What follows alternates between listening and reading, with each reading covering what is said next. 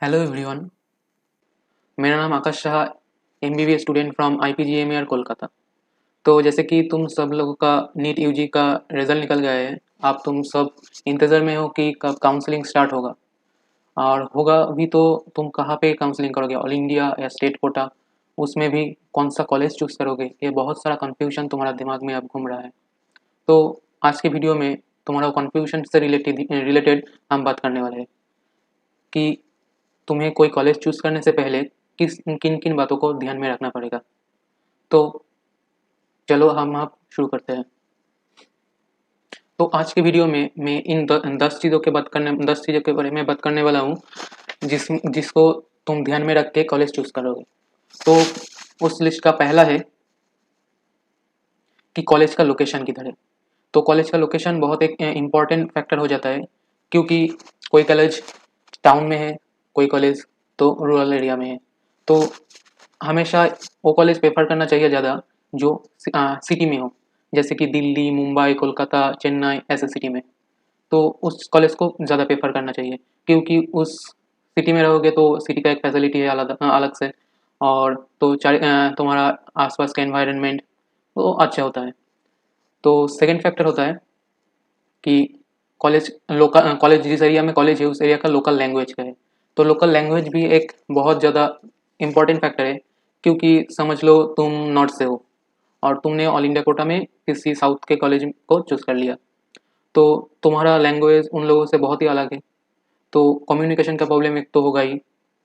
वो main problem है कि समझो तुम सेकेंड ईयर से ऑनवर्ड जो क्लिनिकल पोस्टिंग में जाओगे, तो उधर पेशेंट से बात करना पड़ेगा।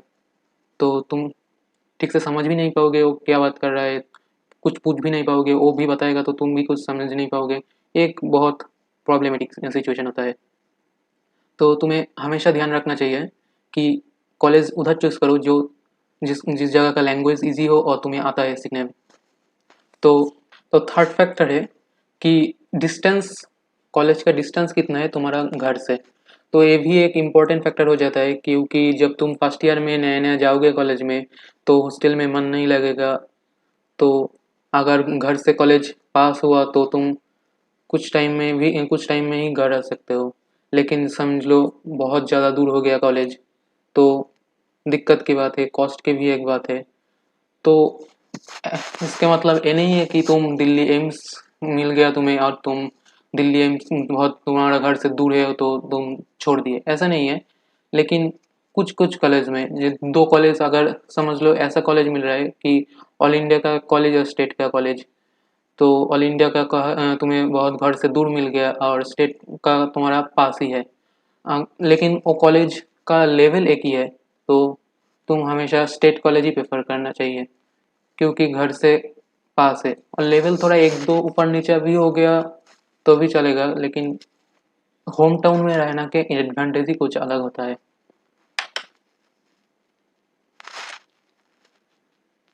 तो हमारा चौथा पॉइंट है कि कॉलेज में नॉन एकेडमिक फैसिलिटीज़, जैसे कि कॉलेज का हॉस्टल, मेस ऐसा। तो समझ लो तुम्हें कॉलेज मिल रहा है दोनों जगह, लेकिन एक कॉलेज में हॉस्टल का फैसिलिटीज़ मतलब एकोमोडेशन उतना नहीं है, मतलब तुम्हारा घर से जो डिस्टेंस है उस डिस्टेंस में उधर तुम्हें प्रोवाइड नहीं कराया जाएगा हॉस्टल। तो ऐसे कॉलेज में दिक्कत हो जाता है कि तुम्हारा घर से भी इतना दूर नहीं इतना पास नहीं है कि तुम रोज़ रोज़ कॉलेज आ जा सकते हो, और इतना भी दूर नहीं है कि तुम हॉस्टल मिल जाए। तो ऐसे सिचुएशन में प्रॉब्लम हो जाता है तुम्हें। तो मेस में रहना पड़ता है बाहर, उसके लिए बहुत पैसा जाता है। तो वो फैक्टर भी एक ध्यान में रखने की बात है। और एक है मेस, कॉलेज का हॉस्टल का खाना कैसा है, कॉस्ट कितना है, ऐसा भी कुछ छोटा मोटा फैक्टर। और जैसे कि कॉलेज का स्पोर्ट्स ग्राउंड, जिम, सब ज़्यादा मायने नहीं रखता, क्योंकि जाते नहीं है कुछ कुछ कुछ लोग जाते हैं। हाँ, अगर तुम्हें स्पोर्ट्स में और कोई कल्चरल प्रोग्राम में स्पेशल इंटरेस्ट हो तो मायने रख सकता है, लेकिन इतना टाइम भी नहीं मिलता सबको। तो हमारा लिस्ट में जो फिफ्थ फैक्टर है वो पेशेंट लोड। कॉलेज में पेशेंट लोड कितना है, क्योंकि जितना ज़्यादा कॉलेज के पेशेंट लोड होगा उतना तुम्हारा क्लिनिकल एक्सपोजर उतना ज़्यादा होगा। फर्स्ट ईयर सेकेंड ईयर इतना मायने नहीं रखता, लेकिन उससे ज़्यादा इंटर्नशिप फोर्थ ईयर उधर मायने रखता है, क्योंकि अगर ज़्यादा पेशेंट होगा तो ज़्यादा वैरायटी ऑफ डिजीज़ तुम्हें देखने को मिलेगा। तो एक एक इम्पॉर्टेंट चीज़ है। हमारा सिक्स जो फैक्टर है वो है बॉन्ड्स। तो कॉलेज कुछ कुछ कॉलेज का एक बॉन्ड होता है, कुछ कुछ कॉलेज मान लो और कुछ स्टेट, इन लोगों का बॉन्ड होता है।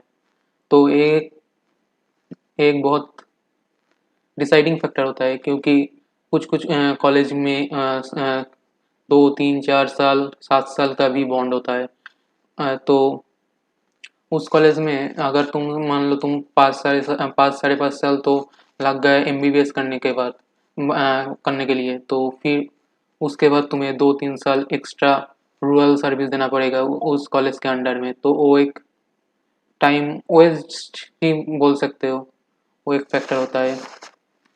और तुम्हारा फ्यूचर डिग्री के लिए ऑब्स्टैकल है, क्योंकि तुम्हें लेट हो जाएगा ना डिग्री करने में फ्यूचर का। तो ये एक प्रॉब्लम है।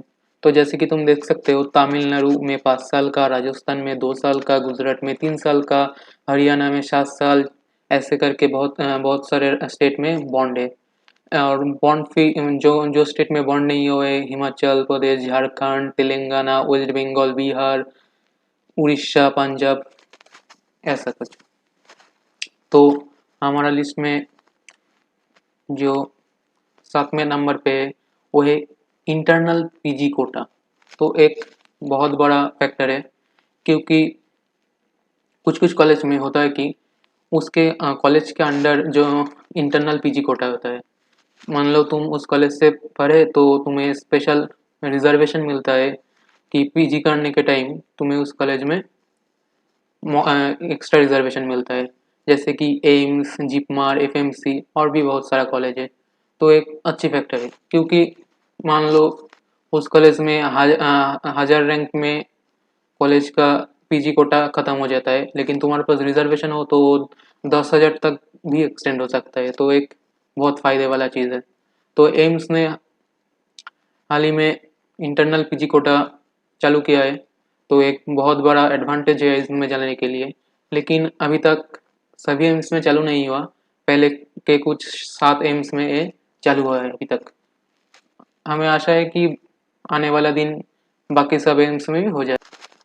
नेक्स्ट फैक्टर है कॉलेज का एकेडमिक एज, मतलब कॉलेज में एमबीबीएस पढ़ाना कितने साल पहले चालू हुआ है। मान लो तुम दो कॉलेज में फंस गए हो कि एक कॉलेज अभी अभी नया नया खुला है, 1 2 साल और इस साल ही खुला है, और और एक कॉलेज 5 6 साल 10 साल पहले खुला है। तो तुम्हें पुराना कॉलेज ही चॉइस करना होगा, बेटर होगा, क्योंकि जो नया कॉलेज चालू होता है उसमें सब होता है, लेकिन कुछ कुछ मान लो पहले साल के लिए कुछ कुछ प्रैक्टिकल का चीज़ नहीं होता है, कि नया नया चालू हुआ है कुछ का ज़्यादा फैसिलिटीज़ नहीं है। मान लो तुम्हें एनाटॉमी फर्स्ट ईयर एनाटॉमी के प्रैक्टिकल के लिए दूसरे कॉलेज में लिया जाएगा, ऐसा कुछ होता है। तो जो पुराना कॉलेज है वही चॉइस करना चाहिए। और जो पुराना कॉलेज है उसका भी वैल्यू भी अलग से है, कॉलेज का टैग होता है, टैग वो बन जाता है, वो कॉलेज रेपुटेटेड कॉलेज हो जाता है धीरे धीरे। जितना साल जाता है वो एकेडमिक परफॉर्मेंस रैंकिंग में भी आ जाता है। एक कॉलेज 5 साल लगता है उसको रैंक होने में, रैंकिंग में आने के लिए। तो एक फैक्टर है।